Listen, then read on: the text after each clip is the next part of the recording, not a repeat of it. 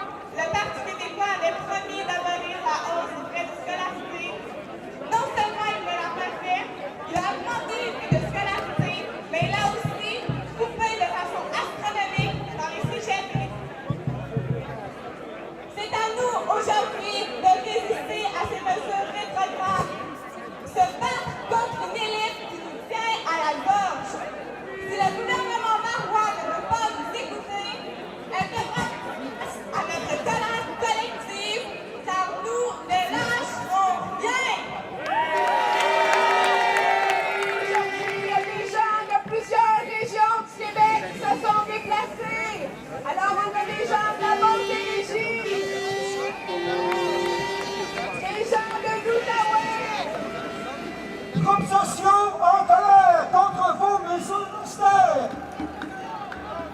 Contre vos mesures austères. Groupes sociaux en colère contre vos mesures austères. Groupes sociaux en colère contre vos mesures austères. Hydro-Québec fait des profits, pourquoi augmenter les prix? Hydro-Québec fait des profits, pourquoi augmenter? La mission première d'Hydro-Québec, c'était de fournir l'électricité au taux les plus bas compatibles là, avec une saine administration financière de l'entreprise.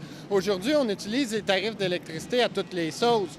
Le dégel du bloc patrimonial, on dit qu'on veut rembourser la dette avec ça, même si enfin on épargne les grandes entreprises de cette hausse-là.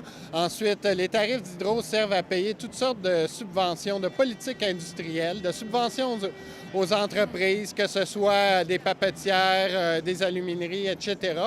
Donc maintenant, les tarifs, on ne fait plus que payer le coût de l'électricité. On paye des subventions aux entreprises et toutes sortes d'autres choses. Mais là, il y a tout un lobby derrière la production d'énergie verte.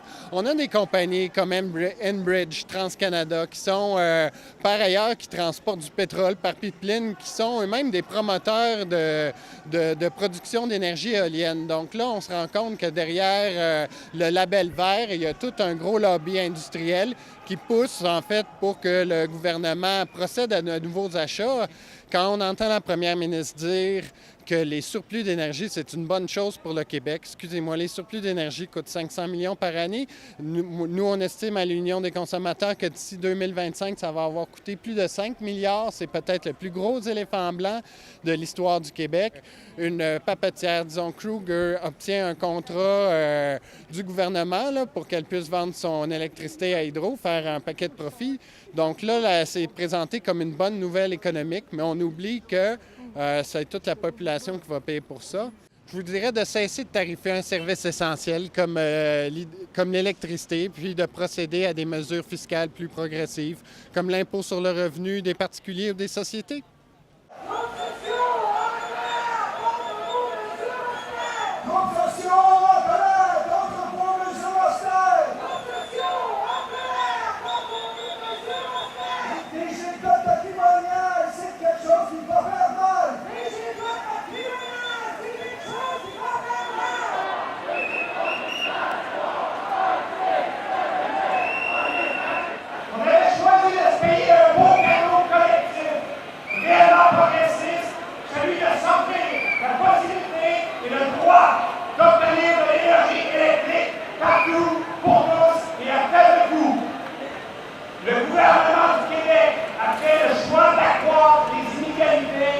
En misant sur une hausse permanente du prix du bloc patrimonial d'électricité, et ce, en pigeant dans les poches de tout le monde, peu importe le revenu.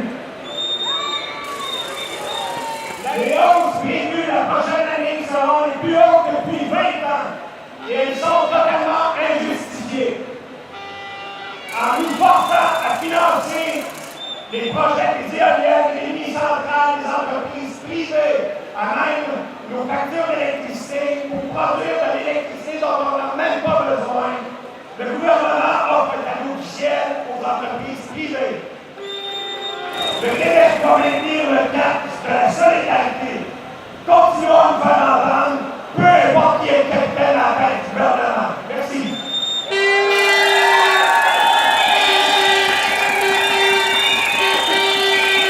Si je suis ici aujourd'hui, c'est parce que je suis dans la carrière à faible revenu. Et que moi, comme plusieurs autres qui n'ont pas de nouveaux revenus, nous n'avons juste pas d'argent pour payer ces nouvelles hausses de tarifs. Ils vont continuer à faire monter année après année. Tout le monde. Les loyers ont augmenté de 40% depuis 10 ans. La nourriture est plus chère. La TVQ a augmenté. Les transports en commun aussi. Il y a plus de 475 000 ménages qui doivent consacrer plus de 30% de leurs revenus pour le loyer et l'électricité. Et encore, les plus démunis, qui sont plus de 225 000 ménages et familles, paient pour se loger et se chauffer plus de 50% de leurs revenus. Ils n'ont aucun contrôle sur ces coûts, sauf celui de se priver. C'est pour eux que nous sommes ici aujourd'hui. C'est pour eux que nous sommes venus dire au gouvernement du Québec et à l'Union Québec que là, c'est assez!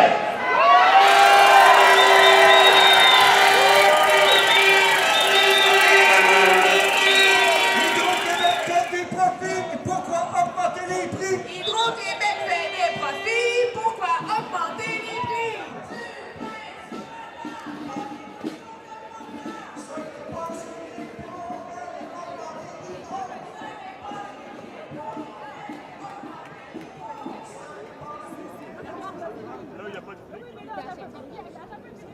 En quoi c'est une taxe qui est régressive? C'est une taxe qui est régressive parce que c'est grosso modo le même montant qui s'applique à tout le monde. Or, en termes de pourcentage, bien, ça représente une part plus grosse du revenu d'un ménage à faible revenu que de celui d'un ménage à plus haut revenu. À l'heure actuelle, grosso modo, les tarifs d'électricité, ça représente 3,2 du revenu des gens. Mais quand on parle des familles, par exemple, de 3 personnes, je reprends mon exemple d'une famille monoparentale avec 2 enfants, si elle gagne moins que 20 000 par année, bien, ça représente déjà 10,3 de son revenu. Et c'est là que ça va faire le plus mal. Et c'est là qu'on trouve le plus de cas de gens qui ont des difficultés de paiement. Mais justement, parlez-nous de ces cas-là qui sont des personnes. Est-ce que vous avez reçu des témoignages de citoyens très inquiets de ne pas être capables de payer leur compte? Je pense que les gens ne s'en rendent pas encore compte. Tu sais, c'est abstrait. On dit qu'on veut dégeler le bloc patrimonial. Les gens ne comprennent pas trop ce que c'est que le bloc patrimonial. Mais quand les gens vont voir leur compte, c'est là qu'ils vont s'apercevoir réellement. Nous autres, ce qu'on essaie, c'est de prévenir à l'avance, de faire en sorte qu'à l'avance, ça sache que les gens protestent contre ça. Il est encore temps de le faire. Ce gouvernement-là, reculer devant les plus riches, il serait peut-être temps qu'il recule devant la classe moyenne et devant les gens à plus faible revenu.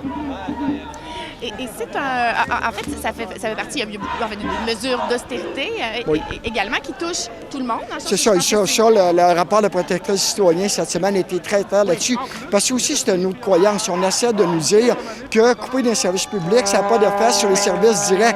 Or, la protectrice citoyenne a montré que ça avait des impacts majeurs quand on parle des soins et des services qu'on donne à nos aînés. Oui. Donc parlons solutions, François, hein, parce qu'il y en a des solutions. Oui, il y en a des solutions et on en met à la coalition, on a identifié plusieurs solutions. On les a présentées au gouvernement libéral précédent, on les a présentées au Parti québécois et c'est toujours, on a refusé de considérer ça, mais pourtant il y a tellement des choses là-dedans qui sont simples, qui toucheraient uniquement les contribuables à plus haut revenu ou les grandes entreprises. Je vais vous donner 2 exemples. Augmenter le nombre de paliers d'imposition. Le gouvernement du Parti québécois l'avait promis d'augmenter le palier d'imposition des contribuables à plus haut revenu. Il en avait promis 2 paliers supplémentaires. Finalement, il a reculé, il y en a eu juste un. Or, il y a au moins de la place pour un deuxième et, à notre avis, il y a de la place pour encore plus que ça. Ça pourrait apporter au bon mot plus d'1 milliard de dollars, là, juste cette mesure-là. Une autre mesure, c'est, vous et moi, quand on travaille, il y a 100 % de nos gains qui sont soumis à l'impôt. Quand tu réalises ton gain en vendant des actions à la bourse ou en vendant des immeubles, il y a juste 50 % de ton gain qui est soumis à l'impôt. C'est sûr que ça profite en particulier aux contribuables appelés aux revenus, aux entreprises, ces mesures-là. Or, on le maintient contre toute raison. Et donc, il y en a là, des mesures, on a identifié pour 10 milliards de dollars et on ne comprend pas que le gouvernement qui dit qu'il est prêt à reculer, qui est prêt à soulever toutes les pierres pour trouver de l'argent, qui refuse de refuser ça et ça monte au service de qui il est. Vous les avez rencontrés, vous avez pu présenter ce rapport-là? Pardon? Vous les avez rencontrés, vous avez présenté le document que vous avez préparé? Moi, il y a des gens qui ont envoyé, entre autres, on a présenté un document avec toutes ces mesures-là, ça a été envoyé aux gens du gouvernement, on n'a eu aucune réaction.